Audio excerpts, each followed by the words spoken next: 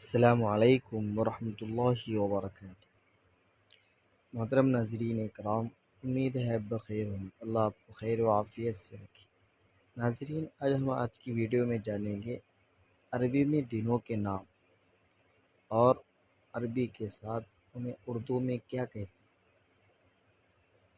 یعنی عربی کا ترجمہ۔ تو عربی میں دنوں کے نام، سب سے پہلا دن جو ہے یوم السبت، یعنی سنیچر کا دن، ہفتے کا دن جسے کہا جاتا ہے۔ دوسرا نام ہے یوم الاحد، یعنی اتوار کا دن۔ اور تیسرا نام جو ہے یوم الاثنین، یہ پیر کا دن کہا جاتا ہے۔ اور چوتھا دن ہے یوم الثلاثاء، منگل کا دن۔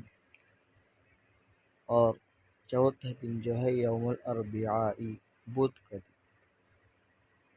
اور یوم الخمیس، یہ جمعرات کا دن۔ اور آخری دن جو ہے وہ یوم الجمعہ، یعنی جمعہ کا دن۔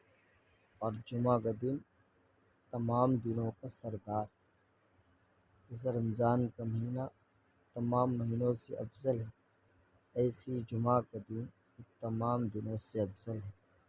تو آج کی ویڈیو میں ہم جانے ہیں ہفتے کے دنوں کے نام، عربی کے نام مکمل: یوم السبت سنیچر کا دن، یوم الاحد اتوار کا، یوم الاثنین پیر کا، یوم الثلاثاء منگل، یوم الاربعاء بدھ، یوم الخمیس جمعرات، یوم الجمعہ یہ جمعہ کا دن۔